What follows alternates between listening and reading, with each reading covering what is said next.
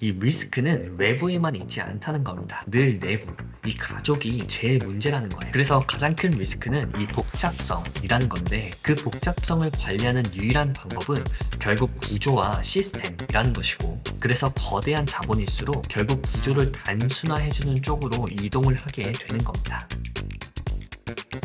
자, 여기 보시면 헤드라인에 인플레이션 리스크가 최우선 고려사항이 되면서 투자자들은 안정성을 위해서 대체 자산으로 이동하고 있다라는 건데요. 그 밑을 보니까요. 지금 인플레이션을 최대 리스크로 꼽은 투자자들을 조사를 한 거죠. 제가 방금 전에 보여드렸던 이 그래프는요. 이 지정학을 최대 리스크로 꼽은 분들이고 지금 보여드리는 이 그래프는요. 인플레이션을 최대 리스크로 꼽은 투자자 비중인 겁니다. 그래서 보면은요. 이 대체 자산의 비중이 60%, 평균에 대비해서 22%더 높다는 거죠. 그리고 부동산에 대한 노출은요. 2배가 더 높다고 하는데요. 7.4%에 대비해서 현재 16.3%라는 거죠. 그리고 헤지 펀드에 대한 노출도 약 2배 정도가 되는 겁니다. 4.7%에 대비해서 현재 9%.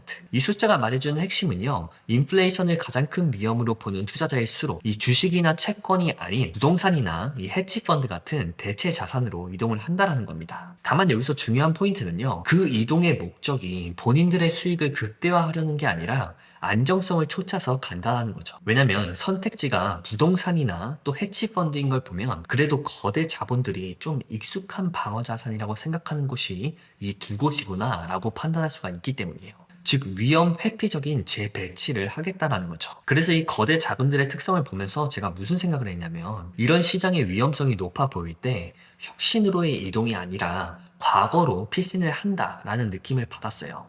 왜냐면 보시는 것처럼 이 데이터는 공격적인 베팅을 의미하지는 않거든요.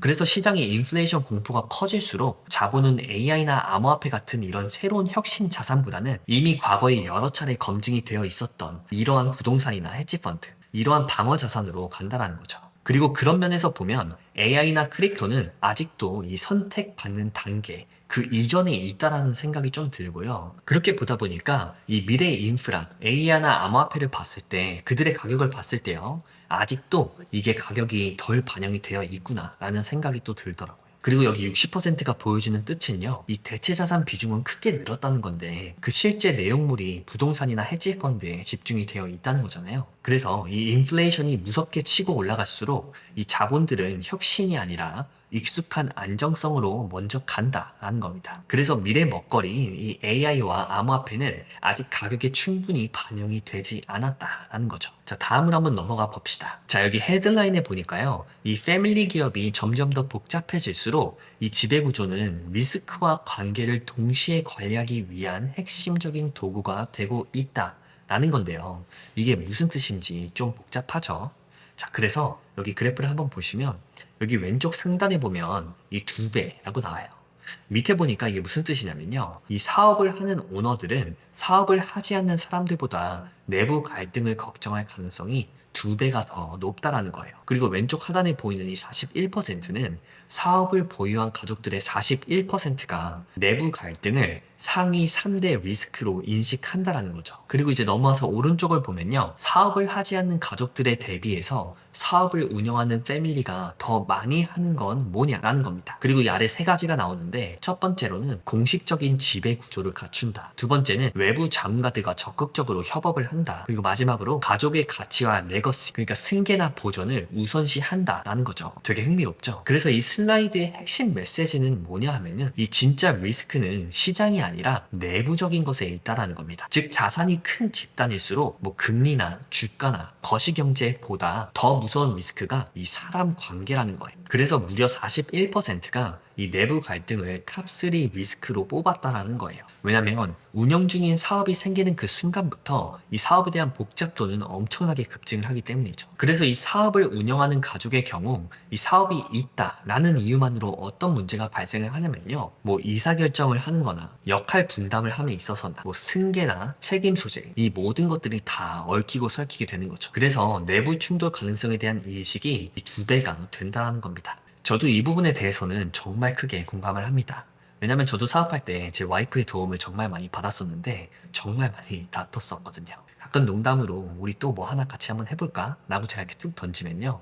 와이프가 저 혼자 하라고 해요. 자기는 절대로 하지 않겠대요. 자, 그래서 이 데이터가 말하는 건 단순합니다. 이 자산의 규모가 커질수록 개인의 감각이나 신뢰만으로는 이 시스템 자체를 다 유지할 수가 없다는 거죠. 그래서 성공할 사람일수록 이 공식적인 룰을 만들고 외부 전문가를 끌어들이게 되고 이 가치와 레거시를 명문화시킨다라는 거예요. 근데 이번 이 그래프를 보다 보니까 이런 생각이 생길 수도 있거든요. 이게 AI랑 암호화폐랑 뭔 관계가 있다는 거야? 라고 할 수도 있잖아요. 근데 여러분, 제 생각은 조금 다릅니다. 지금 이 자료가 보여주는 논리는요, 블록체인과 정확히 맞닿아 있어요. 왜냐면 자산이 커질수록 이것에 대한 이해관계자들이 많아질수록 이 자동화나 투명성이나 규칙 기반의 시스템이 필요하다라는 거잖아요. 즉 지금 이 자료가 보여주는 방향성은 뭐냐면 사람 중심에서 시스템 중심으로 가야 한다라는 메시지를 주는 건데요. 제가 볼 때는 이게 바로 스마트 컨트랙트예요. 그러니까 자동 정산이 되면서 규칙을 기반으로 모든 집행을 해내는 것. 이게 탈중앙화 스마트 컨트랙트인 거죠. 그래서 정리를 해보자면요. 이 리스크는 외부에만 있지 않다는 겁니다. 이 가족이 제일 문제라는 거예요. 그래서 가장 큰 리스크는 이 복잡성이라는 건데 그 복잡성을 관리하는 유일한 방법은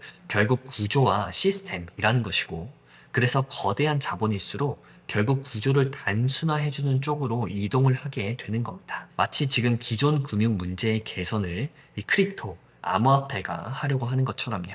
자, 그래서 보시면요. 대부분의 자산은 이 상장 주식과 또 사모 투자에 집중이 되어 있다는 겁니다. 자, 왼쪽 원을 보시면요. 상장 주식이 38.4%, 그리고 대체 자산이 35.5%, 그리고 여기 보이는 이 픽스드 인컴, 이 채권이죠. 채권이 한 15% 정도 되는 것 같고요. 그리고 현금이 뭐 한 8%에서 9% 정도가 되는 거고. 그리고 제가 볼 때 뭐 크립토 같은 것들은 뭐 1%도 훨씬 안 되는 것 같네요. 자, 그래서 이 35.5%의 대체 자산을 이렇게 크게 늘려서 보면은 결국에 이 사모펀드가 15.9%, 그리고 이 부동산이 7.4, 해치펀드가 4.7%, 그리고 뭐 VC, 이런 성장주, 벤처캐피탈이 3.4%, 그리고 기타 등등 이렇게 있는 건데요. 지금 숫자가 말해주는 진짜 의미는 자산의 중심이 여전히 전통 자산을 중심으로 돌아가고 있다는 거예요. 왜냐면 상장 주식과 대체 자산의 총 합이 거의 74%, 과반수 이상이 되기 때문이죠. 즉 이 패밀리 오피스들은요. 가장 익숙한 자산군에 자본을 집중하고 있다는 겁니다. 그리고 여기 35.5%를 차지한 이 대체 자산도요, 사실은 보수적인 자산이거든요. 왜냐면 대부분이 사모펀드나 뭐 부동산이나 해치펀드이기 때문에 즉 검증이 되었고 오래된 자산을 현재로서는 더 선호한다라고 보면 되겠습니다. 그래서 보면요, 결국 미국의 거대 자본들인 패밀리 오피스가 선호하는 자산군을 보면 이 1위가 결국에는 상장 주식인 거고요. 그리고 2위가 비상장 주식이라는 겁니다. 그리고 그 다음이 픽스드 인컴, 채권이죠. 20.8%, 그리고 기타 등등 이렇게 배치가 되어 있는 건데요. 그래서 정말 이 AI나 크립토가 과열이었다면 아마 이 패밀리 오피스의 포트폴리오 또한 이러한 형태는 아니었을 거라는 거예요. 그래서 지금은 AI에 대한 과열이 아니라 여전히 관망하는 포지션이라고 보는 게 더 합리적이라고 저는 생각을 하고 있고요. 여기서 이제 사람들이 착각할 만한 건 뭐냐면요. 이 우리 같은 리테일 투자자들은 다 샀는데 이런 패밀리 오피스나 기관들, 이 거대 자금들은 왜 안 사? 라는 거잖아요. 근데 이 기관들이나 패밀리 오피스는요, 싫어서 안 사는 게 아니라는 겁니다. 그냥 단지 지금은 결정할 수 없는 구간이라서 좀 미루고 있다는 거죠. 여기 그래프를 보면요, 캐시가 8.8%, 그리고 채권이 20.8%로 결국 이 대기 자금의 양이 꽤 많다라는 걸 알 수가 있는데요. 이 구조는 항상 시장의 불확실성이 높을 때 나타납니다. 자, 그래서 지금까지 보여드린 자료들을 다 종합을 해서 정리를 해보자면요. 이 모든 자료가 말해주고 있는 건 결국에 이 미래 산업을 한 발 앞서서 투자를 하고 싶은 사람들한테는 지금 이 자료들이 결정적인 힌트가 될 수도 있다라고 저는 생각을 합니다. 왜냐면 이 미래 먹거리인 AI와 암호화폐가 아직 통계적으로 봤을 때는 좀 무시받고 있는 단계라고 인식이 될 수 있기 때문이죠. 이 첫 번째 슬라이드를 다시 보면요. 이 AI에 대한 관심도는 분명히 과반수를 훌쩍 넘는 65%인데 그에 비해서 실제 투자자는 뭐 1에서 3% 정도밖에 되지 않았잖아요. 즉 AI나 로봇 그리고 암호화폐 같은 이런 혁신 사업군들은요.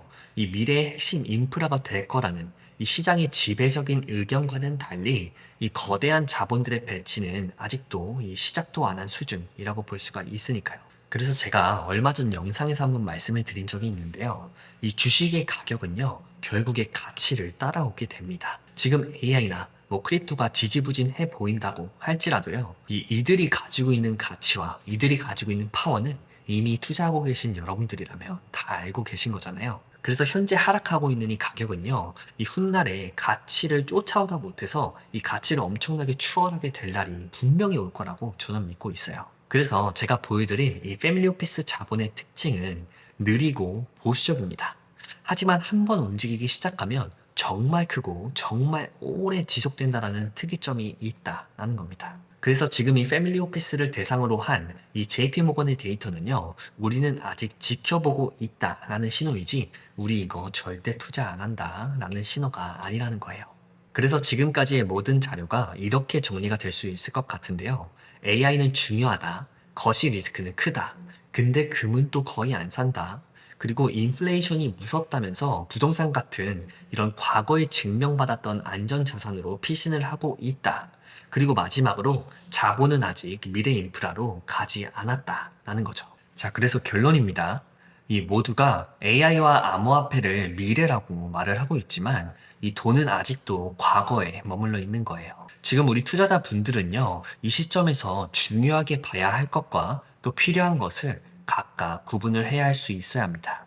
지금 투자자들이 중요하게 봐야 하는 건 현재 하락하고 있는 가격이 아니라 가치입니다. 그리고 투자자들에게 필요한 건요, 시간과 그리고 인내라고 저는 생각을 합니다. 왜냐면 아무리 거시적인 리스크가 많다고 할지라도 결국 가치는 가격을 쫓아올 것이기 때문이죠. 자, 그럼 오늘 영상은 여기서 마무리하겠고요. 오늘도 저의 영상이 여러분들의 투자에 조금이나마 도움이 되셨길 바라면서 저는 다음 영상에서 인사를 드리겠습니다.